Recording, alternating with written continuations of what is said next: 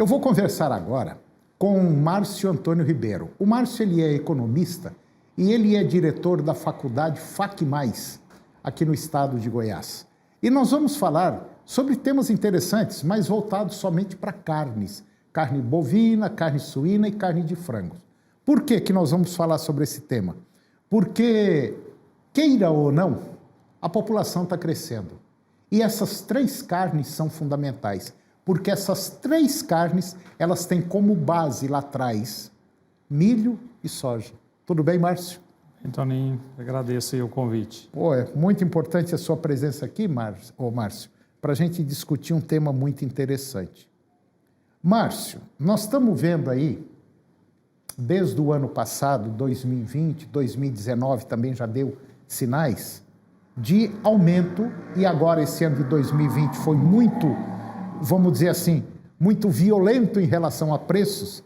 Nós vimos aí o milho sair de 40 e para 80. Nós vimos aí o farelo de soja sair de 1.700, 1.600 a tonelada do ano passado e bater agora no final do ano 2.600, 2.700. E a soja também do mesmo jeito, enfim, tudo foi desse jeito. Só que é o seguinte, as carnes têm como base, como eu já falei, milho e soja. Como é que fica, Márcio? A perspectiva de crescimento, né, do consumo de proteína animal nos próximos anos, a Fiesp todo ano ela faz uma projeção. A gente tratou disso aqui em outubro do ano passado, aliás, né, outubro de 2019, a gente está voltando agora um pouco mais de um ano com o mesmo tema. Por que isso é importante? A gente tinha um cenário antes e um cenário pós-pandemia. Muitos analistas acreditavam que haveria uma tendência pós-pandemia de que esses números fossem revistos para baixo. Mas o que a gente pode ver, tanto a nível de mercado interno quanto a nível de mercado externo, é de crescimento no consumo de proteínas. E para se produzir proteína animal, você precisa de milho e soja, que são os principais, né, ingredientes. Então, ou seja, vai continuar tendo uma pressão muito grande em cima da demanda dessas duas commodities, principalmente milho e soja para a produção dessas proteínas, né? E o que, obviamente, vai levar, né, o que tudo indica, a uns preços mais fortes aí ao longo dos próximos anos, porque muito dificilmente a produção consegue crescer em ritmo maior, né, para que haja uma folga muito grande de estoque para regular aí essa questão dos preços. E nós temos um agravante muito sério aqui no nosso país, que é a economia brasileira. A economia brasileira está sufocando pelo menos 17, 18 milhões de pessoas aqui no nosso país. Sufocando no seguinte sentido: aumenta-se o valor dos produtos que nós vamos consumir ou que consumimos, mas o nosso salário base fica do jeitinho que está, não consegue acompanhar. E automaticamente a distância vai ficando muito grande do preço que nós temos que pagar para poder comer e aquilo que nós estamos ganhando, né, Márcio? Sim, Toninho, esse preço vai dificultando.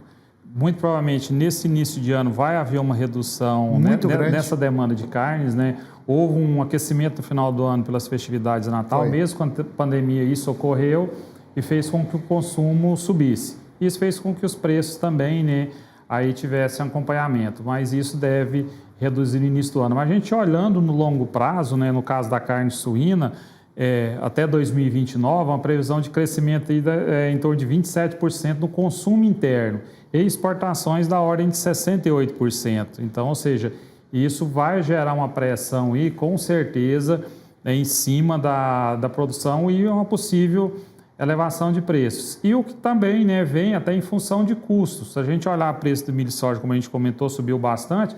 O preço do suíno, né, entre as carnes, foi a que teve a maior elevação nesse ano. Se a gente pegar os indicadores do CPE, lá, o quilo do suíno vivo, em algumas, né, situações chegou a dobrar de preço, né? Aí chegando a altas de 100%, foi disparadamente a carne que mais subiu. E isso vem em função, né, dessa elevação de demanda que a gente teve no final do ano e até das projeções aí de longo prazo também. Então, só para você ter uma ideia, nas projeções aqui que o Márcio conseguiu, nós vamos ter nesses próximos 8 anos, nós estamos em 2021, até o ano de 2029, nós vamos ter um aumento no consumo de carne suína por volta aí de 27%. E nossa exportação vai crescer 68%. Isso significa que nós temos que plantar mais soja e mais milho e, consequentemente, gerar mais empregos. Sim, Toninho, até porque em números absolutos, né, a produção de carne suína no Brasil, a expectativa é que ela passe de 3,8 para 5,1 milhões de toneladas. A gente está falando de mais de 1 milhão de toneladas de produção anual. Então é um volume muito grande, são muitos animais a mais aí que precisam ser produzidos para abate. E se você pensa que é só o suíno que está desse jeito, está redondamente enganado. O frango também. Existe uma previsão aí de crescimento agora do frango nesses próximos 8, 9 anos. O crescimento no consumo na ordem de 21% e o crescimento na exportação da ordem de 48%. É muita coisa. E aí volta de novo.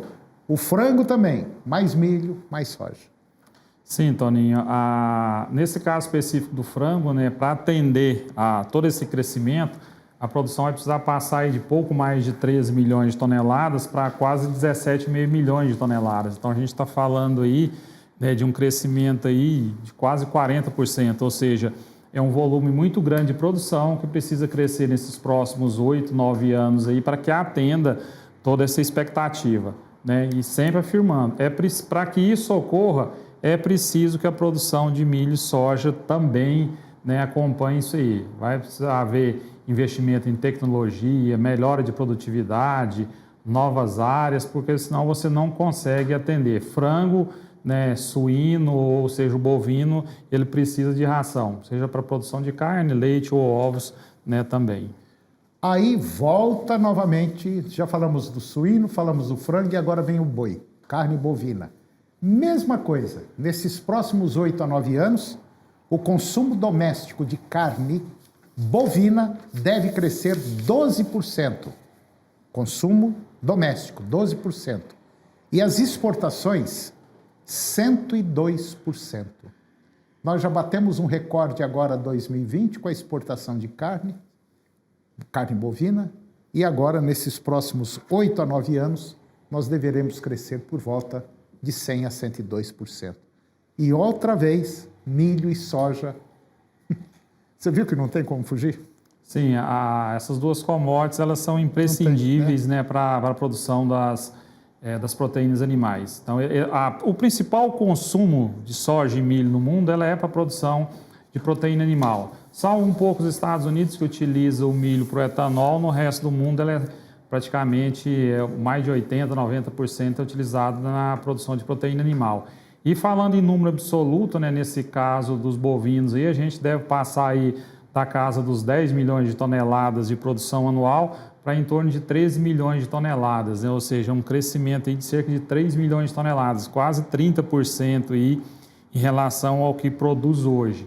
Então, ou seja, é um crescimento muito grande que precisa ser feito.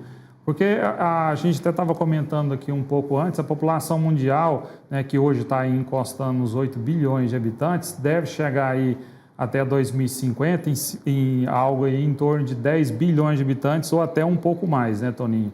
E isso aí já é notório há algum tempo que o Brasil hoje é o maior, né, mercado possível de fornecimento de alimentos, seja milho, soja, ali as commodities principais, como também os mercados de carnes, né, Toninho? E não tem como fugir. Todo mundo sabe e o mundo todo sabe. O Brasil é a bola da vez, vai continuar sendo a bola da vez. O Brasil, só para você entender, é como se fosse uma moça de 18 a 20 anos, muito rica, única filha, e tem dezenas de homens querendo casar com ela. Não por amor, mas pela grana. E o Brasil é do mesmo jeito. O nosso país é riquíssimo, é vasto. Só para você ter uma noção, nós devemos ter hoje por volta de 160 milhões de hectares de pasto aqui no Brasil. Desses 150, 160 milhões de hectares, aproximadamente 120 a 130 milhões de hectares estão degradados.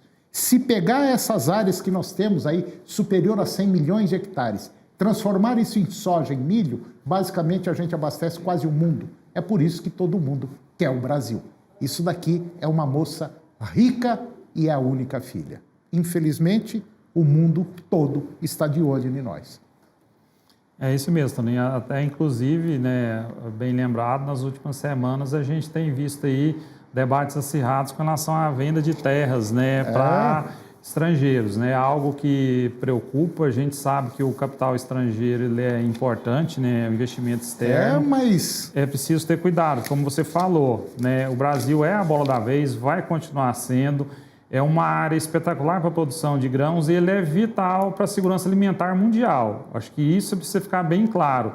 Ele é o fiel da balança na segurança alimentar mundial, né? E duas coisas aí que realmente provocam guerra, é fome e dinheiro. E a principal, né, dela a gente sabe que é fome, né? Governo nenhum consegue manter estabilidade política, econômica, social quando seu povo tem fome. E o mundo sabe disso. E só para complementar o que o Márcio falou, problema de fome, nós temos área e nós temos algo que ninguém tem no mundo. A maior quantidade de água potável do planeta está aqui, no nosso Brasil. Né, Márcio? Verdade também. Márcio, mais uma vez, muito obrigado pela sua companhia, pelo que nós conversamos aqui hoje. Muito bom, excelente. E eu te espero mais vezes aqui. Muito obrigado, Márcio. À disposição também. E o programa de hoje chegou ao fim. E eu termino com a seguinte frase: o poder do líder nasce da sua capacidade de fazer os demais se sentirem poderosos. Um grande abraço, muito obrigado pela sua companhia, que o Divino Pai Eterno nos abençoe e até o próximo programa.